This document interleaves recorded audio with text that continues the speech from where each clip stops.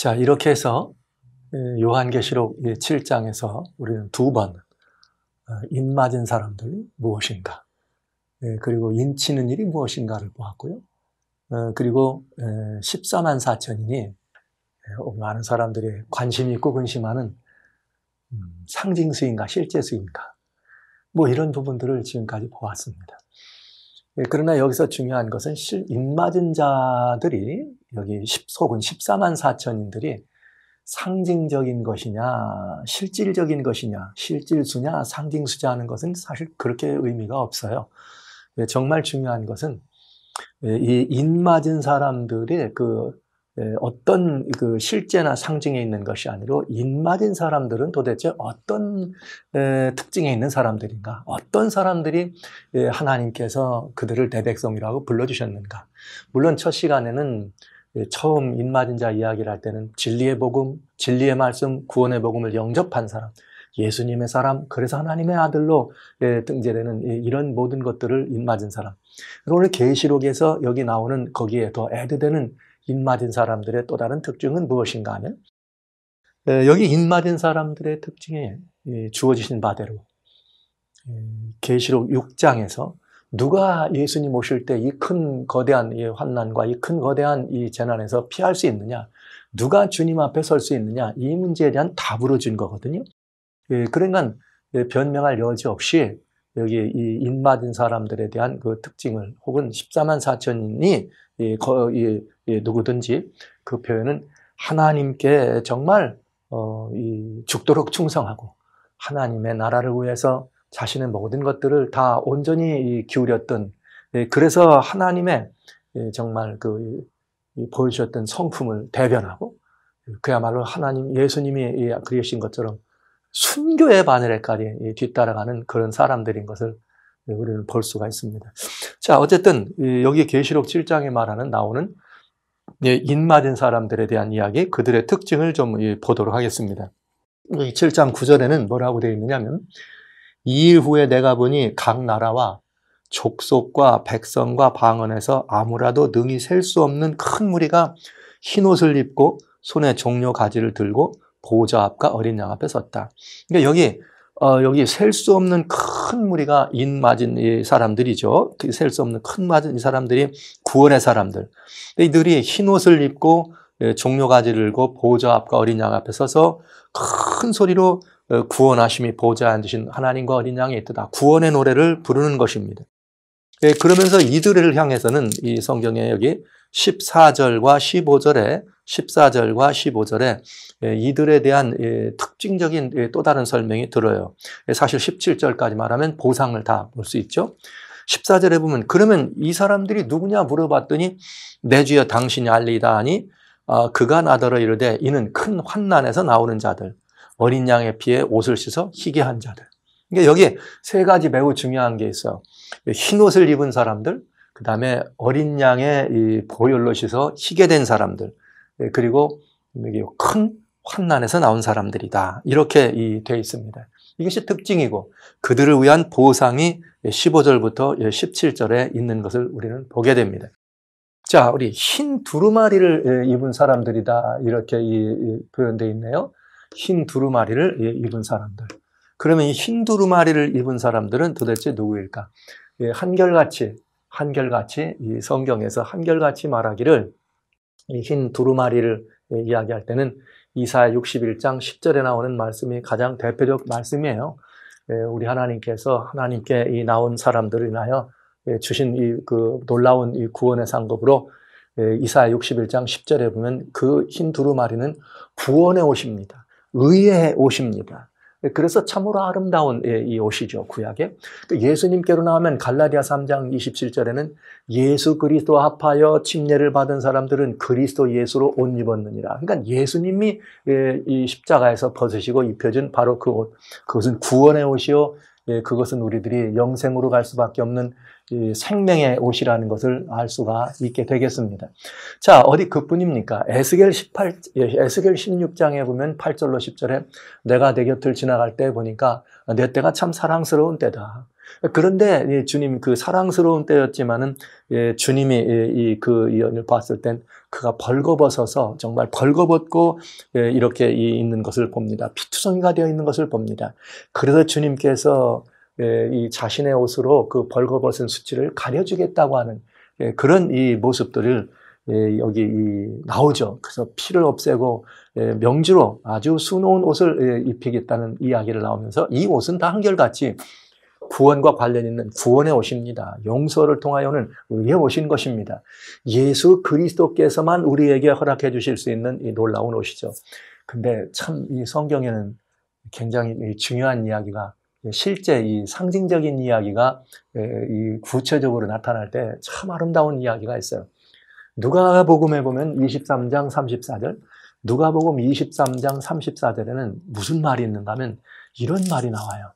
예수님이 십자가에 이렇게 못 박힐 때 예수님을 못 박는 군병들을 향해서 누가복음 23장 30절에 뭐라고 말씀하시는가 하면 아버지여 저들을 용서해달라고 말씀하십니다.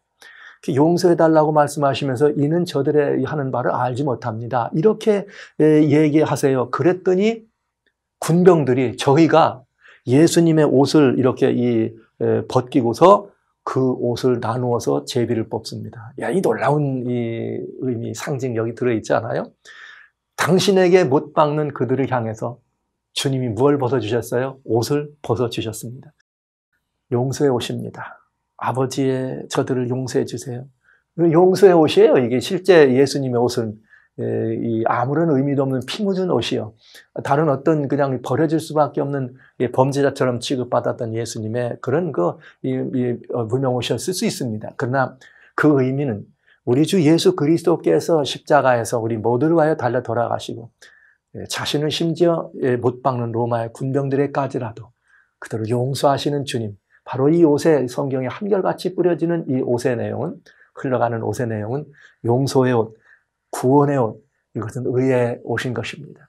그래서 우리는 모든 인류는 정말 못 박은 군병들과 마찬가지로 모든 인류는 이 옷을 입어야 합니다.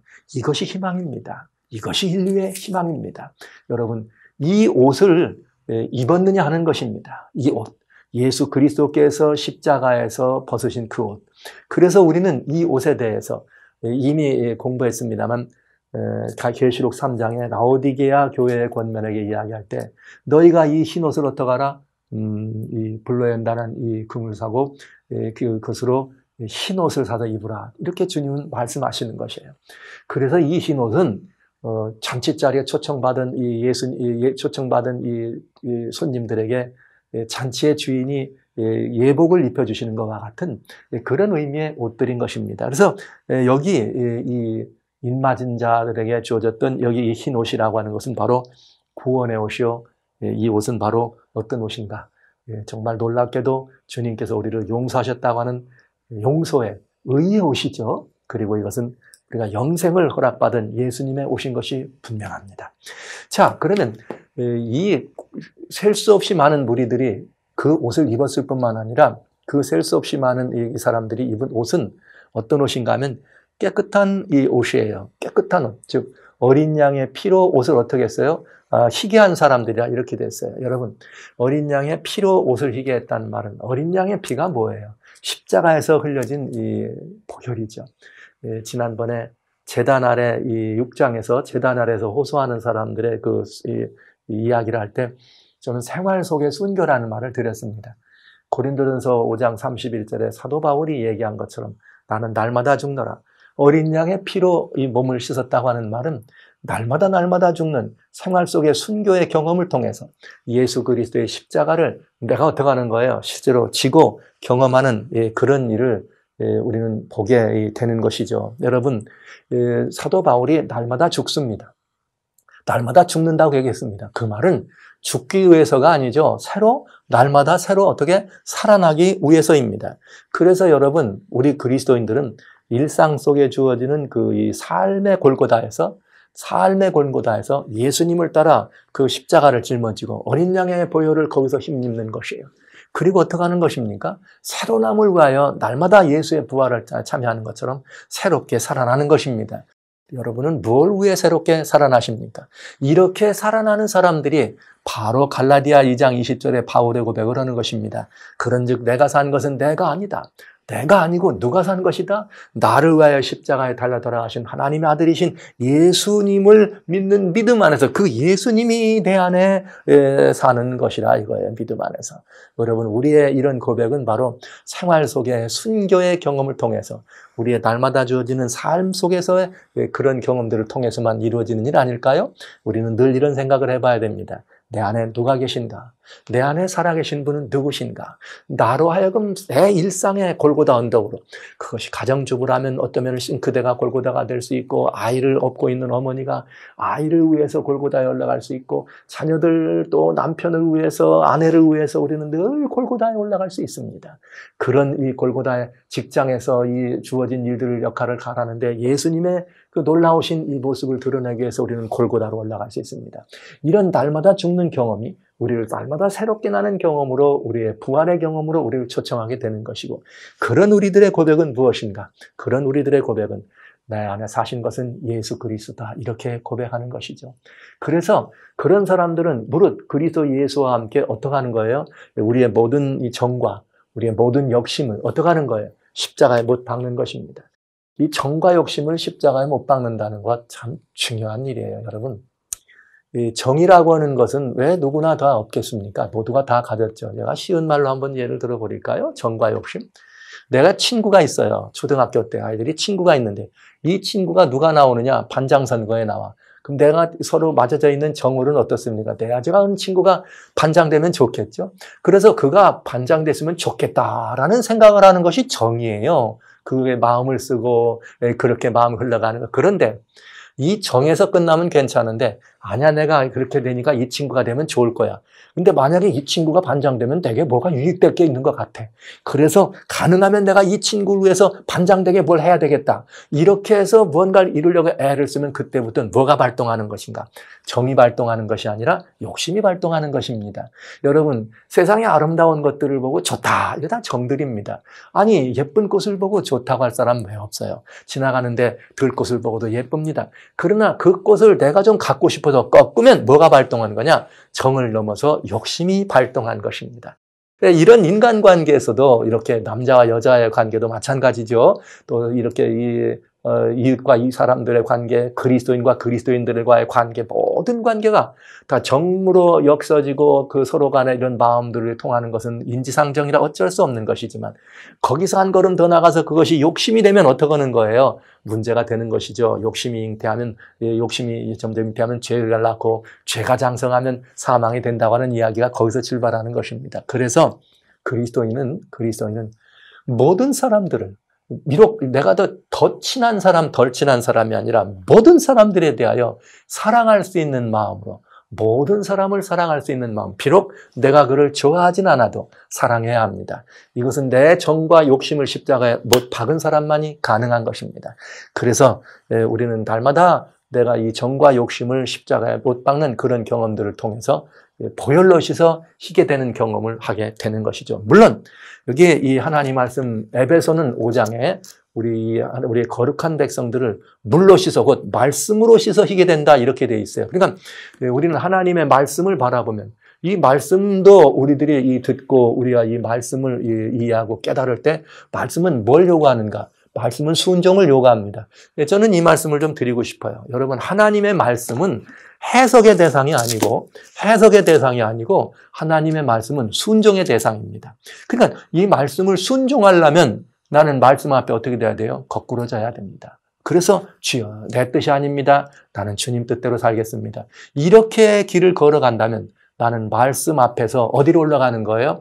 골고다의 언덕에다 나를 달고 그 다음에 이 예수님의 십자가를 따라가는 것처럼 말씀 앞으로 가게 되는 것임을 보게 되는 것이죠. 자, 이렇게 돼서 우리는 이 생활 속의 순교로 우리의 옷을 희게 합니다.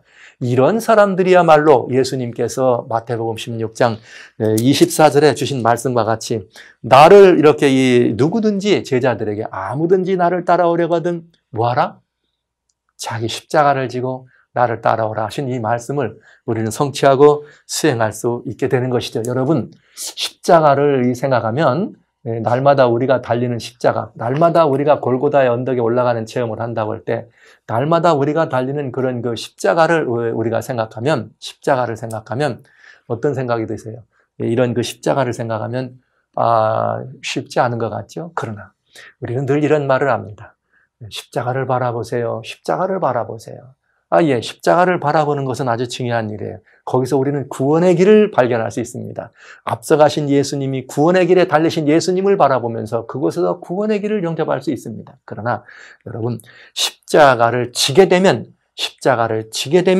부활하신 예수님이 앞서 계신 것을 보게 됩니다. 십자가에 달린 예수님을 바라보면 죽으신 예수님, 십자가 예수님을 바라봅니다. 오라이는 어렵도다. 그러나 우리가 십자가를 우리 등에 지게 되면 나를 앞서서 부활해 가시는 예수님을 바라볼 수 있다는 것이죠. 그래서 지는 것과 바라보는 것과는 차이가 있어요. 십자가는 바라볼 때 오라, 내가 저래야 되겠다, 희망이 생기고 주님의 구원에 용서받은 느낌이, 용서받은 이 경험이 나를 장악할 수 있습니다. 그러나 내가 그 십자가를 직접 질 때라야만 앞서가신 주님을 따라서 구원의 그 놀라운 모든 것들을 직접 경험하게 되는 것이죠. 그래서 주님 앞서가신 예수님을 바라보면서 내가 십자가를 질 때 비로소 나는 날마다 죽는 사람이 되겠습니다. 자, 이것이 우리가 혹은 말씀으로 혹은 예수님의 그 보혈로 내가 이렇게 씻어서 희게 된 사람이라는 것을 볼 수가 있게 되죠. 그럼 여기 흰 옷 입은 사람들은 그렇게 해서 구원의 옷을 입고 그렇게 해서 입은 구원의 옷을 이렇게 날마다 경험 속에서 깨끗하게 하고 어린 양의 보혈로 빨아서 희게 합니다. 그리고 그들은 그 능력으로 말미암아 어떤 일을 하느냐, 성경에 말한 것대로 여기 이어서 주님께서 환난 가운데 나왔다 그랬어요. 그럼 환난 가운데 나왔다는 말은 뭐냐? 디모데후서 3장 12절에 보면 그런 말이 있어요. 무릇 그리스도 예수의 뜻대로 경건하게 살고자 하는 자, 예수님 안에서 경건하게 살고자 하는 자에게 뭐가 있다요? 핍박이 있답니다. 근데 그것처럼 그래서 사도 바울은 늘 그런 말한 것이죠. 나는 내 몸에 주님의 그 남은 고난을 내 몸에 채운다. 즉 주님의 믿고 주님을 따르는 그런 것들이 고난을 의미하고 혹은 내 모든 것들을 잃어버리는 것을 의미한다 할지라도, 그러나 내가 그 주님께서 이루어져야 하셨을 이 모든 역사를 섬기는 그 일을 위해서 나는 날마다 죽는 경험을 통하여 어떻게 하는 것이에요? 주님 그 고난을 통해서 주님의 그 고난을 내 육체에 채운다, 이렇게 말씀하신 것입니다. 이 계시록의 저자 요한도 그렇게 말했죠. 이 계시록의 여자 요한도 내가 어떻게 해요? 예수님의 환난과 참음에 동참한 자라. 주님의 환난과 참음에 동참한 자라. 그래서 내가 그 주님의 증거 때문에 반모라는 섬에 어떻게 하더라? 귀양 왔었다. 계시록 1장 9절에 그런 말씀 하셨어요. 자, 그러면 이제 여기 우리는 이런 부분들을 바라보면서 그리스도인들에게 이 천국의 오묘를 자기 것으로 소유하는, 천국의 놀라운 보상을 자기 것으로 소유하는 사람들에게는 이 환난이라고 하는 것이 아주 놀랍게도 이것은 무엇으로 선택이 아니라, 피할 수 있는 일이 아니라 필수라고 하는 것을 우리는 보았습니다. 순교가 필수라는 말은 곧 우리가 통하는 환난은 필수라는 것을 보게 되죠. 자, 여러분, 그러면 이 환난이 이렇게 있을 때 그리스도인들은 어떻게 하면 이 환난을 이길 수 있을 것인가? 이게 좀 궁금하고 걱정되지 않아요? 환난을 이기는 비결 많이 있을 수 있겠습니다. 그러나 계시록은 우리들에게 매우 중요한 비결을 한 가지 가르쳐줍니다. 그 힌트는 어디에 있느냐? 물론 그 힌트는 사도행전 6장과 7장에 나오는 스데반의 이 모습이죠. 스데반은 사도행전 7장 55, 56절에 그를 향하여 이렇게 이 돌을 던지는 사람들, 그를 향해서 정말 이제 죽이기 위해서 이를 갈면서 험한 모습으로 몰려든, 백설치듯 많이 몰려든 사람들, 그들 앞에서 스데반은 이런 고백을 합니다. 보라, 하늘이 어떻게 하며 열려 있다. 그리고 인자가 어떻게 해요? 인자가 어떻게 됩니까? 하나님 우편에 서신 것을 내가 보노라. 여러분, 무엇을 볼 수 있어야 되느냐?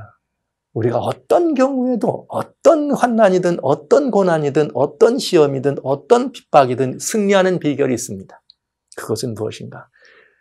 하늘이 열린 모습을 보는 것이에요. 그 열린 하늘을 통해서 인자가 하나님 권능의 보좌 우편에 서신 것을 보는 것입니다. 예수 그리스도가 우리를 위해서, 여러분 주님이 서서 그냥 단순히 보고만 계실까요? 아니죠. 주님께서 우리를 보고 계시다고 하는 것은 스데반에게 얼마나 위로가 되었는가? 그는 이 사도행전 6장에 공회 중에 모인 모든 사람들이 그 스데반을 보았더니 천사의 모습 같더라. 여러분, 자기에게 달려들어오는 돌, 자기를 향하여 모여든 많은 사람들이 이를 갈며 돌을 던지는데 그것을 바라보는 모습 속에서 천사의 모습이었다는 건 얼마나 감동적입니까? 이게 정말 도전이 됩니다. 여러분과 제가 본받고 싶지만 참 쉽지 않은 이 본인 것 같죠? 그러나 그럼에도 그것은 가능한 것입니다. 그것이 가능했던 이유는 무엇인가? 스데반은 성령이 충만했던 사람입니다. 그러니까 여러분, 우리는 매우 단순해요. 어떤 상황일지라도 환난 가운데, 우리가 환난 가운데 무난히 환난을 통과하고 이겨나올 수 있는 유일한 길은 무엇인가? 성령 충만해서 뭘 보는 거예요? 열린 하늘문을 보는 것입니다. 열린 하늘문을 보는 것입니다. 여러분, 이것은 계시록 4장 1절에 또 내가 열린 문을 바라보니, 이 문은 그때 스데반이 봤던 그 열린 문은 요한이 본 열린 문입니다. 이 문은 그 열려있는 그 모습 그대로 지금도 여전히 열려있음을 기억해 주시기 바랍니다. 이 문은 닫혀 있지 않습니다. 저는 여러분들에게 참 이 말씀을 아주 중요한 말씀으로 권고합니다. 날마다 우리의 삶을 통해서 언제든지 눈을 들어 열린 하늘을 바라보게 하시고 그 열린 문을 통하여 인자가 아버지 하나님 보좌의 우편에 서신 것을 볼 수 있는 믿음, 볼 수 있는 성령의 충만함을 여러분들이 반드시 경험하고 일상 속의 삶의 경험으로 소유하게 되시기를 진심으로 소원하는 것입니다. 여러분, 이것밖에는 그리스도인이 세상을 이길 수 있는 비결이 없습니다. 이것밖에는 그리스도인들이 세상을 이길 수 있는 비결이 없어요. 사랑하신 성도 여러분, 답답한 일이 앞을 가로막았습니까? 정말 해결할 수 없는, 정말 암울한 일이 어떻게 하면 좋을까 몰라서 혹시라도 밤새 눈물의 밤을 지낸 그런 시간, 오늘 이 시간이 그런 시간은 아니십니까? 모든 사람들로부터 버림받은 것 같을 때, 이 모든 일들이 너무 안 풀려서 정말 답답해서 죽을 것만 같을 때, 정말 이대로는 앞길이 너무너무 막막해서 온 가족들이 정말 큰 공경에 떨어질 것 같아서 불안과 두려움으로 잠을 이루지 못할 때, 어떤 때는 아침이 오지 않았으면 좋을 것 같은 그런 느낌으로 하루하루를 살아갈 때, 그렇게 막막하고 답답하걸랑 스데반이 보여준 모습처럼, 요한이 바라봤던 그것처럼 하늘의 문이 열려 있음을 기억하시고 하늘을 바라보시기 바랍니다. 거기에 열린 하늘문을 통하여 인자, 우리 되시는 예수님, 우리를 향하여 중보의 손길을 베푸시고 우리를 향하여 돕고자 앉아 계신 분이 아니라 일어서서 서성거리시는 그런 예수님을 바라보시기를 진심으로 소원합니다. 이게 우리의 소망이요, 이게 우리의 희망이요, 오늘을 승리할 수 있는 비결입니다. 그것을 바로 이 성경은 우리들에게 보여주고 있는 것이죠. 이 옷을 씻었느냐, 희게 됐느냐, 환난 중에 나왔느냐, 두려워하지 말라. 왜냐하면 이미 주님은 내가 환난 이 모든 것들을 이겼느니라, 세상을 이겼느니라 말씀하시면서 열린 문을 우리들에게 보여주신 것입니다. 자, 이제 우리는 이런 사람들에게 그러면 무슨 상급이 주어졌는가? 어제 말씀드렸어요. 14만 4천이라고 이름한 존재들에게는 상급이 없다고. 그러나 여기 흰 옷 입고 어린 양의 보혈로 이 옷을 씻어서 희귀한 환난 중에 나온 이들에게는 상급이 있어요. 이들에겐 상급이 있어요. 그 상급이 뭐냐? 날마다 그들이 뭐냐? 15절에, 7장 15절에 그들이 하나님의 보좌 앞에 있어요. 하나님의 날마다 보좌 앞에 있어요. 그리고 그의 성전에서 밤낮 하나님을 섬깁니다. 밤낮 하나님을 섬김에 보좌에 앉은 이가 그들 위에 장막을 치시리라. 하나님의 장막이 그 위에 이렇게 올려지는 일이에요. 여러분, 이 얼마나 정말 놀라운 이 일이에요. 놀라운 일. 이 정말 바라볼수록 정말 신명나는 일입니다. 저희가 다시는 줄이지 않습니다. 다시는 목마르지 않습니다. 다시는 해가 아무 뜨거운 기운에 상하지 아니할 것입니다. 그는 왜 그런가? 보좌 가운데 계신 어린 양이 저희의 목자가 되시고, 보좌 앞엔 누가 있다 그랬어요? 일찍 죽임을 당한 어린 양이 있다 그랬잖아요. 그 어린 양이 목자가 되사 생명수의 샘으로 저희를 어떻게 하고 인도하시고, 저 하나님께서 저희 눈에서 모든 눈물을 씻어 주실 것입니다. 여러분, 이렇게 하늘에서 약속이 주어진 거죠. 그렇게 구원의 길에 들어간 사람, 그렇게 예수님이 십자가에서 벗어주시고 입혔던 그 의의 옷을 입은 그 사람들에게 성경은 우리들에게 아주 분명한 이 보상을 허락해 주십니다. 뭐라고요? 여기에 모든 눈물을 그 눈에서 씻기시고, 모든 눈물을 그 눈에서 씻기시고, 그 다음에 해주는 것이 있어요. 우리를 이 생명나무의 길로 어린 양 예수께서 우리를 인도하시겠다. 할렐루야. 얼마나 아름다운 일입니까? 저는 이 말씀을 보면서 우리 이 모든 눈물을 우리에게 씻어주신다는 말씀만이 아니라 여기에 매우 중요한 그리스도인의 오늘 이 시대를 살아가는, 특별히 마지막 시대를 살아가는 그리스도인의 삶의 표준, 그리스도인의 그 삶의 어떤 그 순교적 삶으로 들어가는 그리스도인들의 그 삶의 아름다운 모습이 여기에 들어있는데, 그건 뭔가 하면 이렇게 한번 읽어보겠습니다. 다시는 여기 16절에 저희가 모아지도 않는다. 주님과 함께 줄이지는 않을 거다. 여러분, 우리는 줄이는 경험이 이 땅에 있습니다. 먹을 것이 없어서 배고파 본 적이 있을 수 있습니다. 그러나 중요한 건 주님 나라와 주님을 위하여 줄여본 적이 있는가 하는 것이에요. 여기 목마르지도 아니하고 주님의 나라와 주님의 의와 주님을 위하여 목말라 본 경험이 있었습니까? 그리스도인의 경험입니다. 이 세상을 살다 보면 가난한 사람들, 배고픈 사람들, 또 이 목마른 사람이 많이 있을 수 있습니다. 그러나 그 목마른 사람은 많이 있으나 주님의 나라와 주님의 의를 위하여, 그리고 예수 그리스도의 그 놀라우신 선한 사랑, 그것 때문에 배고프고 줄여본 적이 있는가 하는 것입니다. 여기 또 있어요. 해나 아무 뜨거운 기운에 상하지 아니할지라. 여러분, 우리는 놀러 여행하고 관광하러 사막길을 들어갈 수 있어요. 땡볕에 내어 쫓김을 당할 수 있겠습니다. 나갈 수 있겠습니다. 그러나 우리는 다시 생각해 봐야 됩니다. 주님과 그 나라를 위하여 사막 같은 이 광야길에 버려진 경험이 있는가? 버려진 경험이 있는가? 여기 우리가 눈물 흘렸습니다. 눈물을 흘렸는데 무엇 때문에 눈물을 흘렸느냐 이거죠. 우리가 흘린 눈물의 의미가 무엇입니까? 나의 안일과 나의 유익을 위하여, 내 가족들의 평안한 삶을 위하여, 고난스러운 우리의 삶이 고통스러워서 눈물 흘려본 적이 있습니까? 얼마든지 있습니다. 많은 눈물은 그런 의미가 있습니다. 그러나 주님과 주님 나라를 위하여, 주님의 의를 위하여 얼마나 많이 울어본 경험이 있는가 하는 것이죠. 마치 마태복음 이 5장에 나오는 팔복의 이야기와 같은 이렇게 이 이야기들입니다. 오늘 그런 의미에서 성경은 우리들에게 이런 보상을 주시는 것입니다. 이 모든 것들을 인하여 주님께서 다 이 모든 것들을 정리하시고 다시는 그 눈물에서 눈물을 흘리지 않게 할 것이라. 할렐루야. 여러분, 진정 이 눈물을 흘린 사람만이, 이 눈물을 흘려본 사람만이, 이 목마름을 경험해본 사람만이, 이 배고픔을 경험해본 사람만이, 이 모든 쫓겨남을 경험해본 사람만이 이 상급을 받을 때 얼마나 큰 감동과 감격이 있겠습니까? 사랑하시는 성도 여러분, 형제 자매 여러분, 여기 멋진 그리스도인의 이런 경험, 그래서 하늘 보좌 앞에서 하나님을 영원히 섬길 수 있는 그런 특권을 누릴 수 있는 신은 있고 환난 중에 나오는 것과 빠져나온 이 입맞은 그리스도인, 하나님께서 내 백성이라 불러주신 이 그리스도인. 그래서 정말 여기 예수 그리스도가 이 땅에서 우리 앞에 계셨지만, 말씀으로 인도하셨지만, 이젠 우리를 직접 생명나무의 문까지 우리를 그렇게 인도해 주실 그 예수님을 생각합니다. 멋진 그리스도인이 여러분의 도전이 되지 않으십니까? 저는 여러분 모두가 다 이 도전이 되었으면 좋겠습니다. 여기 그래도 또 한 말씀을 더 드려야 될 것 같아요. 하나님께서 저희 눈에서 모든 눈물을 씻어주실 것이라. 17절 말씀이에요. 이 모든 눈물. 사실 이 눈물에 정말 이 모든 눈물. 요즘 그 요괴벳의 이 노래라고 하는 이 찬양이 아주 이 시중에 많이 다닙니다. 아주 은혜가 있고 감동이 있어요.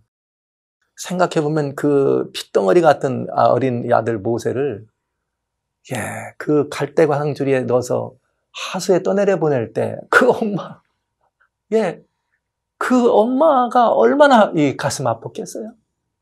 그 눈물은 누구 때문에 흘린 눈물인가? 하나님 나라와 그 의를 위하여 그런 이 눈물을 우리가 흘려야 될 바로 그 눈물을 예표합니다. 우리 모두가 이 땅에 일어나고 있는 그런 모든 고난의 장면들 바라보면서 예수님이 예루살렘을 바라보시면서 눈물을 흘렸어요. 예루살렘아, 예루살렘아. 그 눈물. 예수님께서 이 땅에 계실 때 이 나사로, 죽은 나사로를 바라보면서 눈물 흘리셨어요. 사망 권세 아래 신음하는 백성을 바라보는 그 아픔에 참여하시는 것이. 주님은 히브리서 5장에 말씀하십니다. 주님은 그 7절에 이 땅에 계실 때에 말할 수 없는 통곡과 눈물로 하나님 앞에 간구하는 예수님. 그 눈물이 우리가 따르고 우리가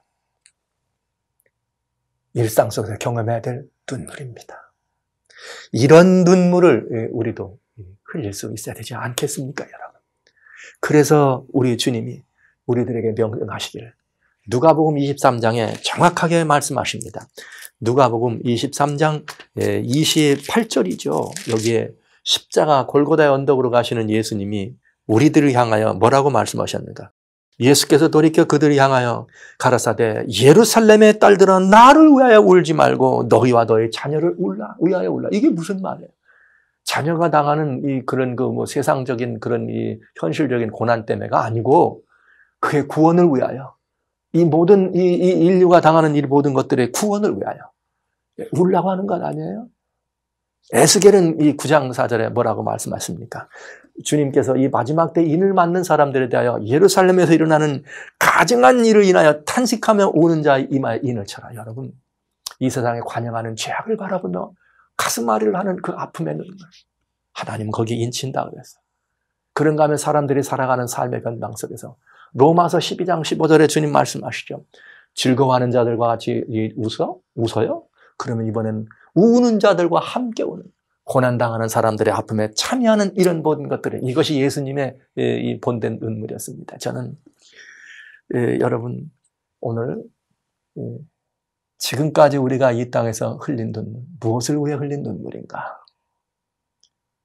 오늘 저는 여러분과 같이 이 눈물이 바로 예수께서 우리들을 위해 흘리셨던 바로 그 눈물의 의미와 동일한 눈물이 우리들의 눈물이 되었으면 좋겠습니다. 여러분, 만약 그렇지 않고 그저 일상의 유익만을 위하여 더 많은 재물과 더 많은 유익과 더 높은 인기와 더 높은 부귀와 안락을 위하여 더 높은 어떤 것들을 위하여 흘린 눈물이 있었다면 이제 이 모든 것들을 잠시 내리고 회개하는 심령으로 우리가 주님과 주님의 나라를 위하여 이 모든 예수님의 흘렸던 이 눈물과 같이 그런 눈물을 흘리지 못한 우리 자신을 좀 돌아보고 회개하며 하나님께 돌아가보지 않으시겠습니까? 이것이 이 그 신랑의 누가 아느니 소리여 하시는 질문에 대한 답으로 주신 이야기입니다. 바로 이런 눈물을 흘리는 사람이 인맞은 사람이요. 이 눈물의 주인공이 구원의 사람이요. 이 눈물의 주인공이 보좌 앞과 어린 양 앞에서 하나님이 쳐주신 그 장막 아래서 하나님의 놀라우신 구원과 은혜를 영원토록 찬송하는 놀라운 유업을 누릴 수 있는 사람들이 바로 그들 아니겠습니까?